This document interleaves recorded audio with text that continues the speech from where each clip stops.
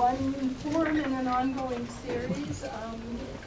The Center for the Improvement of Teaching and Educational Technology have been co-sponsoring some forums, and there are another set of forums. I mean, they're all part of the same series, but there are some that aren't focused on technology. Camille, do you want to take this moment to announce the next one? Camille is our coordinator of faculty development. Relatively new to the campus. She joined us last spring, and we're really happy to have her. So, Camille Martinez.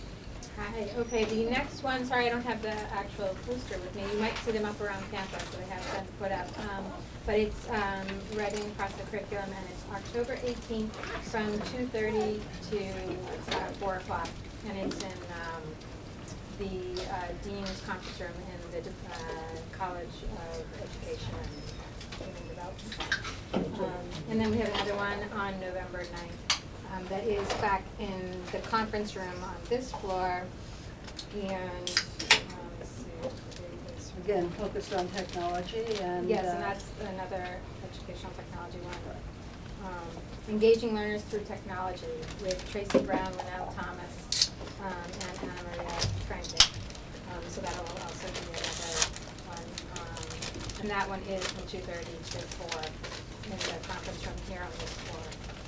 Which is down around the back the corner that way. Okay, well, welcome to everyone. I'm going to pass around a little pad of paper just so that we have a record of who was here.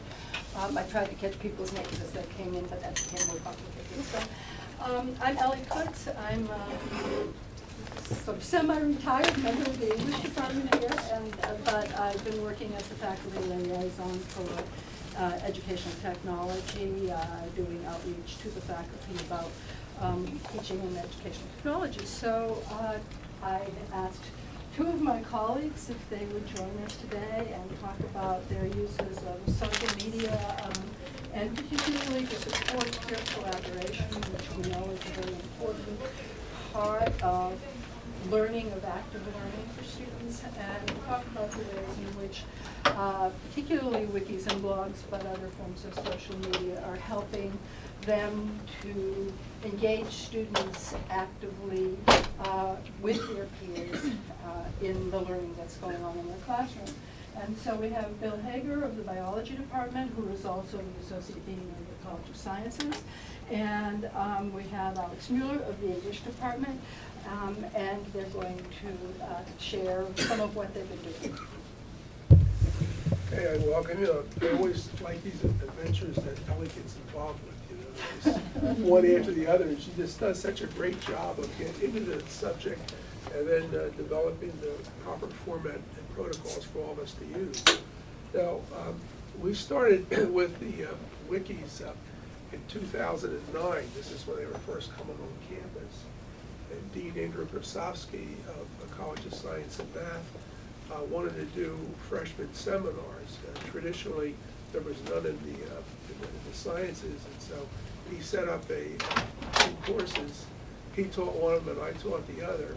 And so what these were was 2 credits each semester. The interesting part of it was that we used wikis. This was our method of engaging students, and so we had a special router which we'd bring in the classroom. We'd plug it in so we could connect with the students who could connect also. So when we were working in groups and stuff, or individuals, they could sit down and use their computer to go ahead and look at material and also come up with consensus items that they might want to present. And what's interesting about this is that these first 2 classes that we work with, we recently looked to see where they are right now, because you always like to know whether this new technology and this new methodology is going to help in some ways. Now, there are 2 things that with this. In addition to using the wiki, these students that we had in the class were in the same cohort in terms of their chemistry labs, in terms of biology labs, in terms of English courses. So they were tracked together as a continuum. And recently we looked at the information on this. It turns out that 80% of the students are still here.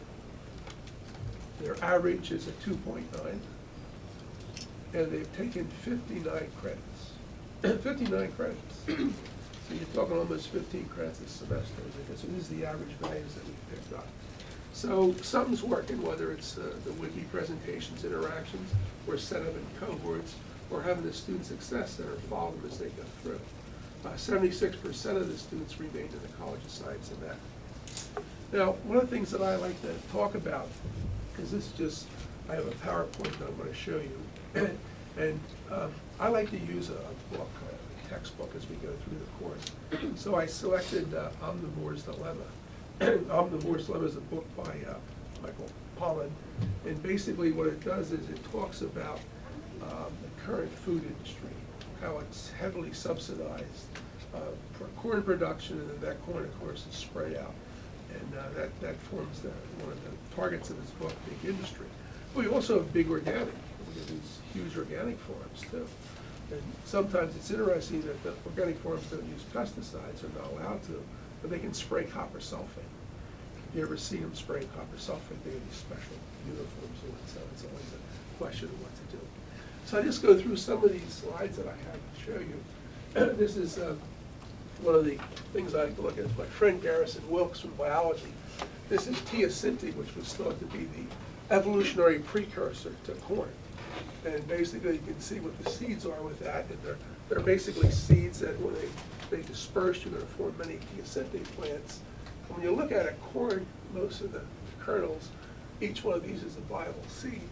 When you look at that, it's a tremendous package of material all in one spot. So when this falls in the ground, you're lucky to get 1 or 2 corns out of it. So this had to be selected.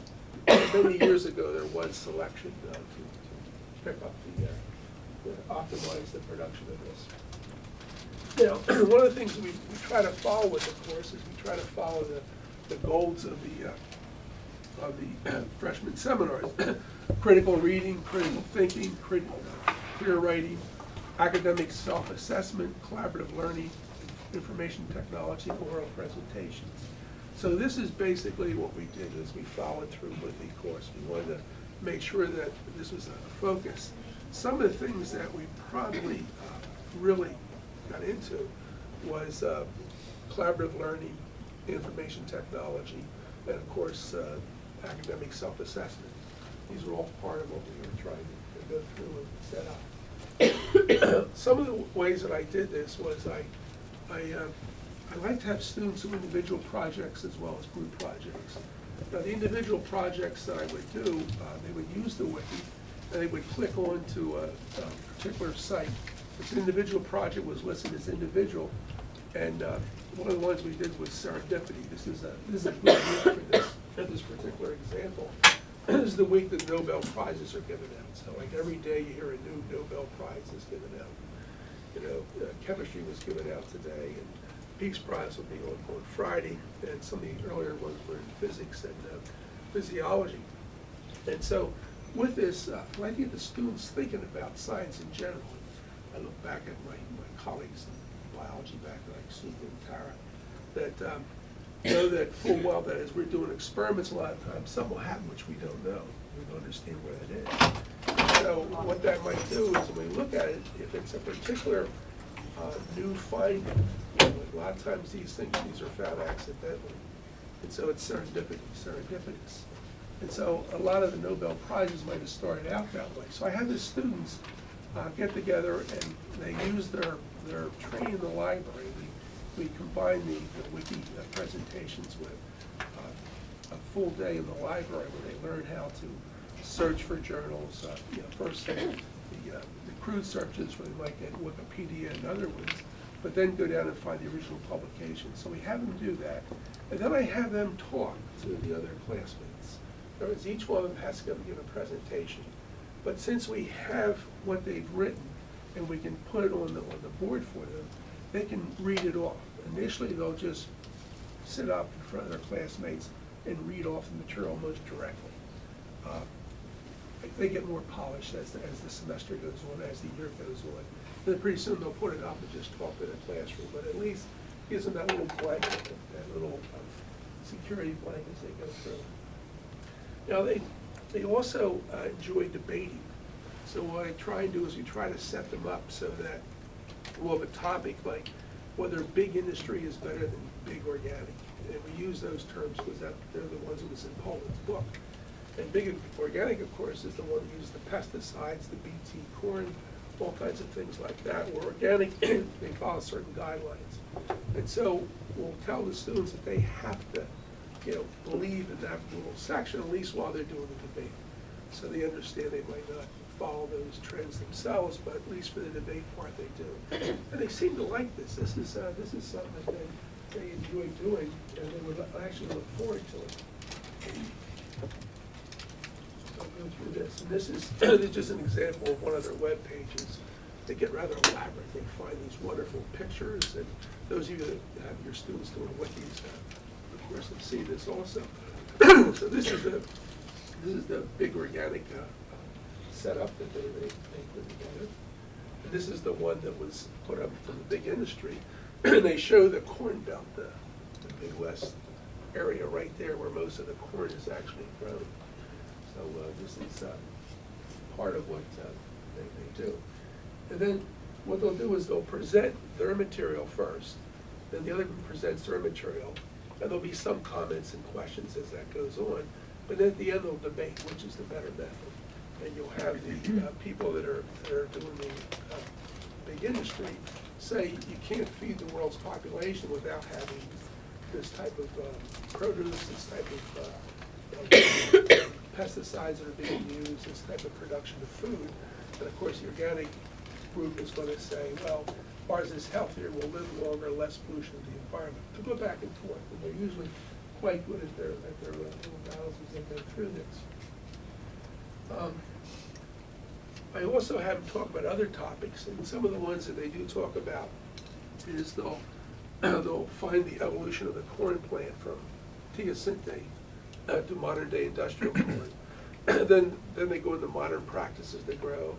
They'll go into production. Like one of the things that people don't realize is that with all this subsidy of corn, you now have this tremendous amount of corn. So what do you do with it? And what they do is they like to take that and process it. Now the sugar that's in corn is like normal table sugar, but you can convert that, the enzyme invertase, into glucose and fructose. You can also alter that rate relationship so you get more fructose. And fructose is very sweet, a very sweet tasting sugar. So with people when they're doing sodas and stuff like this, in order to save money, they can work with fructose. A little bit of fructose goes a long way. Much sweeter taste. It's a thing. So they'll look at that production, how that goes. Then they'll look at themselves in terms of percentage of corn in their diets. They'll figure out this. Now these are all nice little topics that come off of the book, and that they go into this and they argue back and forth on it. They learn, of course, the essential amino acids. They learn how, if you were going to go to a vegetarian diet, you have a balanced diet. You'd have to put, for example, corn and the rice and beans together in certain proportions. And so they learn all that kind of stuff. They seem to enjoy it. This is all part of what we're trying to do. And for grading policy, this course is not as stringent as, say, my biochem course that I'm teaching, but what we do is we try to get them on participation, research on topic, complexity of idea, organization, and writing style. So we work on all those topics as we go forward. And one of the things I did for you to do a 2-page paper to 5-page paper, this is part of the requirements for freshman seminar. The final exam of the first semester, what I gave them was an actual publication that studied butterfly concentrations in organically farmed area of England, in a industrial farmed area of England, and also of an area that was led by itself. It was just native material, untouched.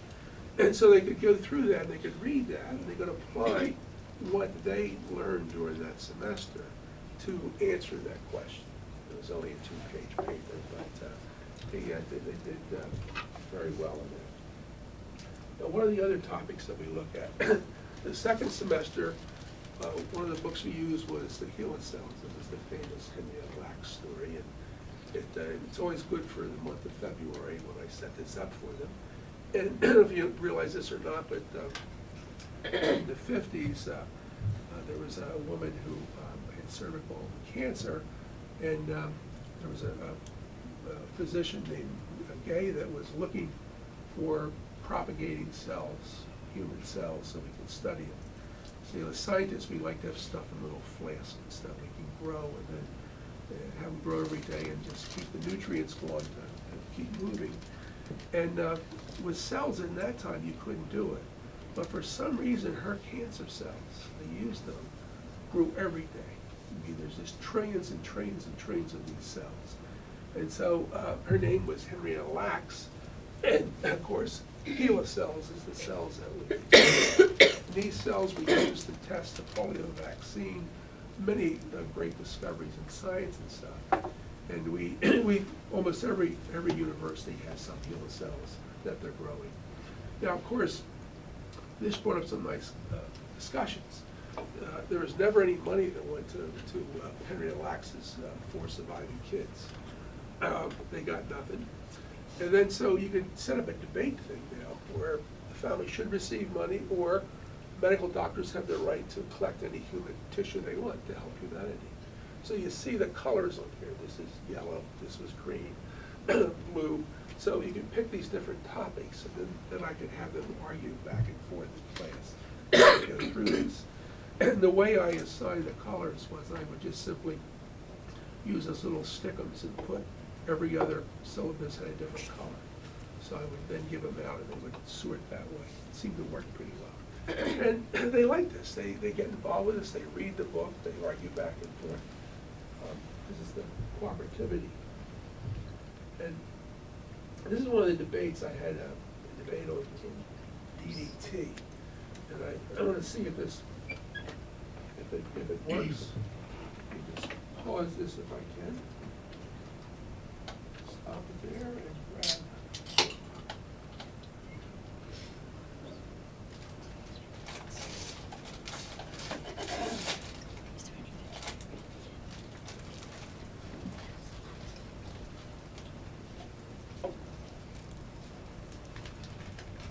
What did you use to record this? Was there a camera in the room? Did you borrow a clip video from the media center? There was one $100. I'll show you. I ordered a clip video? You ordered your own? the flip Okay. video. It works beautifully. Now, I don't know if there's sound in this or not. We have them in our media centers, so, yeah, but I don't know. Well, that's okay. I'll just show you. This is one of the groups. Now, again, this is a group that I did with 80% of the students have stayed on campus. Now, some might have gone to other colleges maybe, or financial reasons pulled out, but 80%, that's a pretty good retention rate as we go through this. But with this particular flip video I have, I can move it forward. Because it limits the calcium uptake in birds. Leads to thinner shells which crack under the impressive weight of the mother birds that are trying to incubate the babies. Do you guys have any speculation? Stanford studies? It's been multiple studies, it's not just one, it's That's multiple. not a speculation. Okay, the rebuttal team to start off.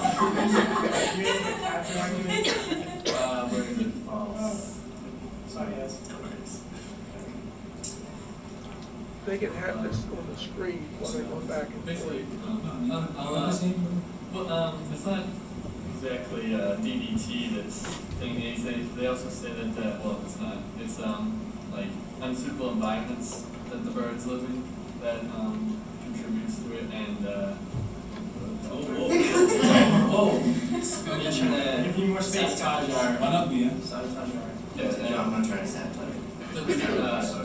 Stress also contributes to it from like since they don't. They'll get more involved with all that as it goes on.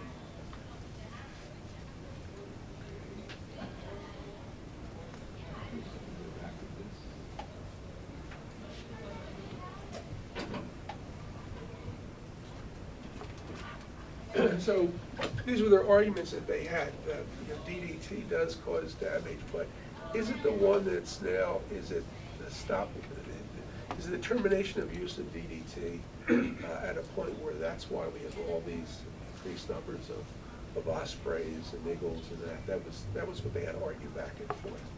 And so, of course, I think that, Silent Springs won the day on that one. So these are some of the things. Another one I had them arguing with was biology. There's a lot of stuff to argue. I guess in English, political science is too. But whether you just use regular skin cells and trick them into becoming stem cells or not, that was another debate. This is all current literature. Now, one of the things that I did, I wanted to set up was, I wanted to see what their response was to basically the course itself. So we have, in biology, we have 10 questions that we ask them. These are the frequencies, and of course, 1 is the best, 5 is the worst. So you always try to be a little bit below 2 if you can. Maybe Suki gets all ones, or Tara. But this gives you the average of this. And, you know, questions like, Structure was going to answer questions in class. You know, that's almost 100% for that. Now, other ones might not be much so good, but you can see what the point scores are in the standard deviation. Now, these are what biology questions. Now, I added 5 questions to this. And so I added 5 questions to try to get information on how the students perceive the class and what they learned from the class. So when you look at this, these are the questions we had. Basically, information technology was an important part of this course. So you see 1.35. Using wikis, this is IT, you know, so you should get a good score there. I also had my critical reading, thinking, and writing skills have increased because of this course. 2.2. We have to do a better job on that one, right? Collaborative learning was an important part of this class, 1.6. Class presentations were beneficial to me and my group, 1.6. I'm comfortable giving oral presentations to my classmates, 1.6. So I think they did a pretty good job. When you look at this, it seems that the course itself, the interactions that they had, were all beneficial. And they felt these evaluations at the end. Now you have to understand, we're doing omnivores 11, we're doing all this food stuff. So when you look at it, they might say, oh, a lot of interesting stuff, love the class, but you can see they put all the things they should be eating. And now, with that, that's the part I wanted to end on. And let me just put the website up now. Don't save. And I'll close this out.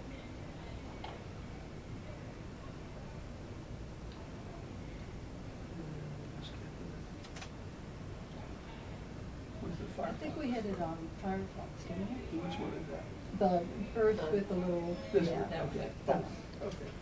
So this is the one that we had talked about. That was this is the one I'm doing this year, and you have the syllabus and all the actions that are going on. And so students are now working on this. But do you have any questions on this? I would try and get it all in 20 minutes and give you a sense of what the students did and what the interactions were. Have you had any team pages created yet?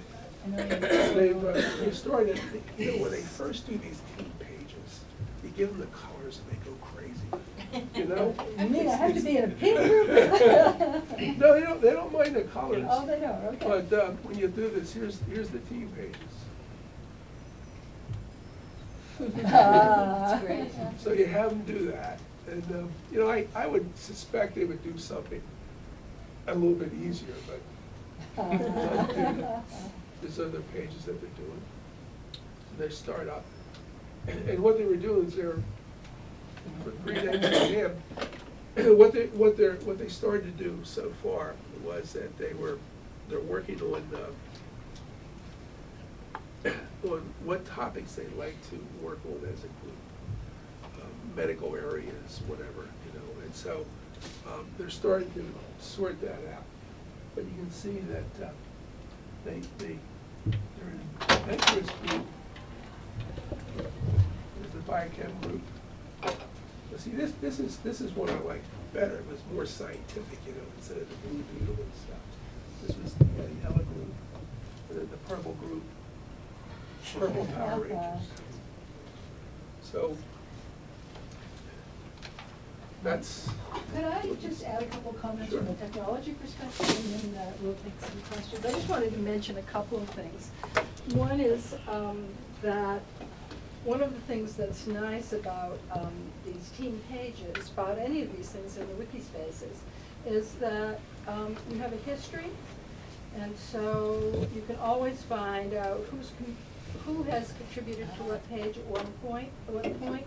And often people have, I don't know, what this is going to show, but somebody just put hi in there at that moment. But it'll always highlight in green anything that's been added, and in red anything that's been deleted.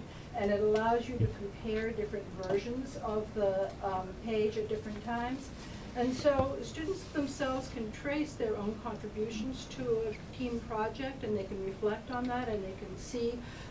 Often we have people evaluate their own work in team projects, and this gives them a tool for going back and seeing what they've contributed to any project that they've been part of.